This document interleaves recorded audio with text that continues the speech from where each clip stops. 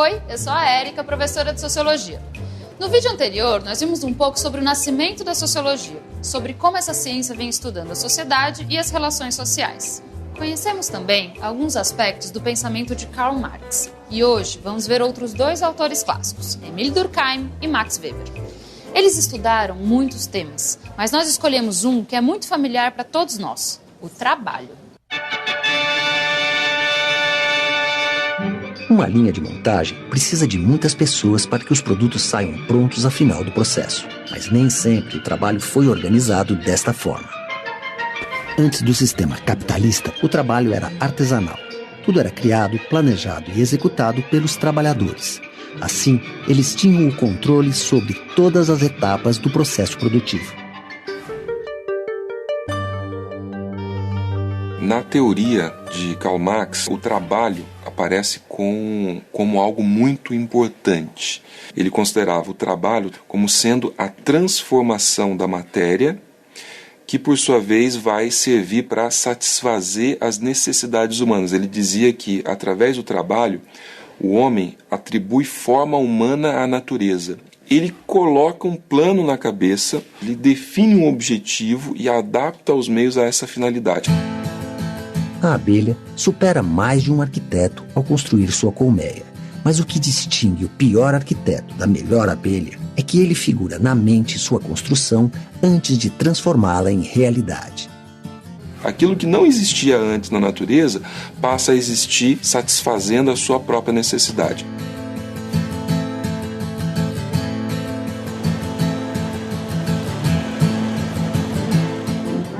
Mas a organização do trabalho vai sendo alterada e cada trabalhador passa a executar uma tarefa. É o chamado trabalho especializado. Para o Marx, no capitalismo, os trabalhadores perdem o conhecimento sobre todas as etapas do processo de produção. Conhecem apenas aquela tarefa que executam. Com isso, podem ser mais facilmente substituídos. Vários pensadores colaboraram para que o tema do trabalho ganhasse outros sentidos. Um deles foi o francês Émile Durkheim, é um clássico da sociologia. Durkheim nasceu na França no século XIX, em 1858. Seus estudos foram feitos num período de muitas crises econômicas, desemprego, greves e formação de sindicatos.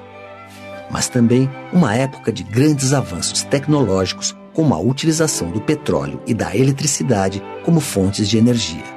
Ao contrário do Marx, o Durkheim não acreditava que eram só os interesses econômicos que estavam na raiz dos problemas da sociedade daquele tempo. Para entender um pouco mais sobre o pensamento dele, a gente vai ver mais um vídeo. Sem dúvida, há divergências em relação a Durkheim e Marx. Onde o Marx vê mais o conflito direto, Durkheim está pensando condições da própria solidariedade, de que haja, de alguma forma, complementaridade entre trabalho, num certo sentido capital, mas sobretudo entre pessoas que desempenham diferentes funções na sociedade. Isso quer dizer que cada vez mais na sociedade moderna um indivíduo depende do trabalho do outro, sozinho ele não consegue existir. Então, como para além dos conflitos que essa divisão coloca, ela também seria a possibilidade de solidariedade social, de uma moral, de uma ideia de que eu preciso do outro. É claro que se eu não distribuo riqueza, se a desigualdade é muito grande, sem dúvida ele percebe que essa sociedade seria perpassada por revoluções, não se constituiria enquanto tal. Mas a pergunta dele me parece que é sobretudo essa sociedade dividida em funções diversas, ela pode ser sociedade? Para além da competição econômica, essa sociedade cria algum tipo de vínculo?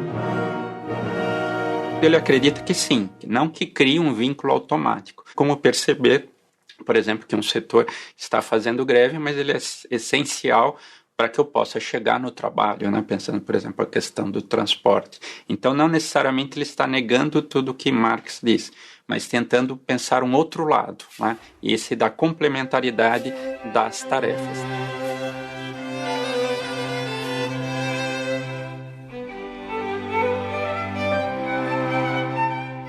Então, interessante em Durkheim é que ele escreve diversos livros fundamentais ainda para a sociologia, né? É o caso da divisão do trabalho social, que, de certa forma, coloca o objeto da sociologia, como pensado pelo Durkheim naquele momento, as formas de solidariedade social, as formas como os indivíduos, na verdade, se ligam na vida social. Então, como as pessoas se organizam, como elas estabelecem laços para se manterem unidas, para se manterem juntas numa determinada sociedade.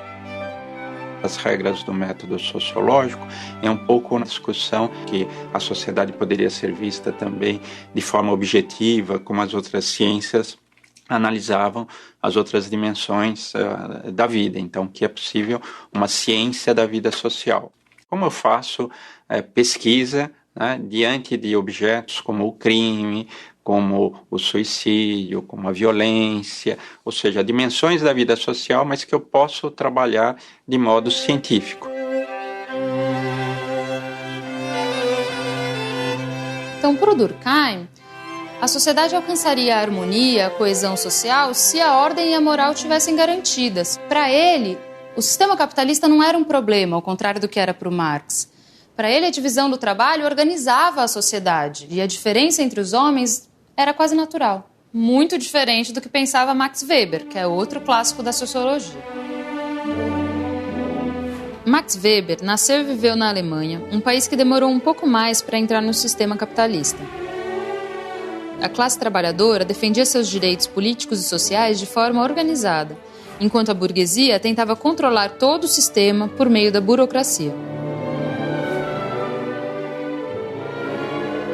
A ideia interessante do Weber é justamente essa, ou seja, o que levou na nossa sociedade essa valorização da busca de riqueza, mas uma busca de riqueza organizada, sistemática, ou seja, em vários momentos da história você tem pessoas interessadas em acumular riqueza, mas o capitalismo é algo diferente, é uma espécie de disciplina da acumulação de riqueza, ou seja, a pessoa acorda todo dia para ganhar dinheiro só com o objetivo de ganhar mais dinheiro. O trabalhador, ele faz isso obrigado, digamos assim, pelo sistema, porque se ele não trabalhar, ele não vai conseguir o dinheiro necessário para a sua subsistência.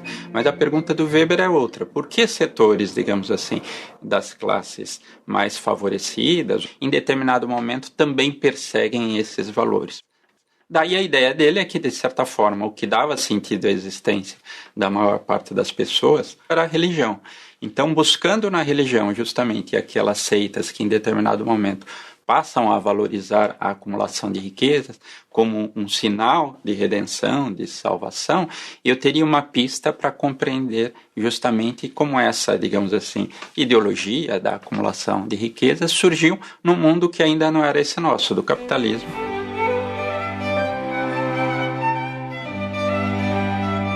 O Weber tem toda uma discussão, por exemplo, num outro livro conhecido, Economia e Sociedade, dos efeitos econômicos das religiões. Ele é um sociólogo importante por estar pensando isso. O mundo da religião, embora as pessoas estejam buscando valores para além desse mundo, na verdade isso causa efeitos econômicos o tempo todo.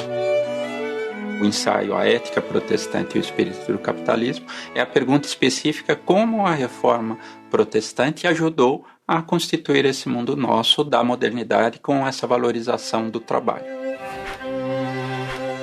Esses diferentes autores, sem dúvida com pontos de vista diferentes, tentaram pensar essa nova sociedade, onde sem dúvida o trabalho ganha uma força, ganha uma valorização inédita.